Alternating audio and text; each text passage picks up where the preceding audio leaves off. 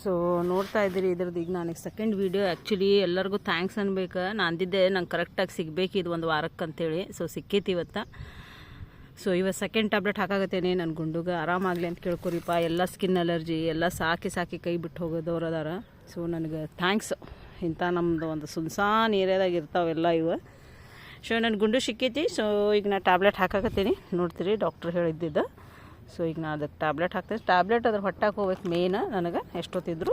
So ಈಗ ಹಾಲು ಹಾಕಾಕತ್ತೀನಿ. ನೋಡೋಣ ಅದ್ರ ಮೇಲೆ ಹಾಕೋಣ ಹಾಲು. ಬಾಲೆ ಗುಂಡು ಶೋನಾ ಬಚ್ಚ.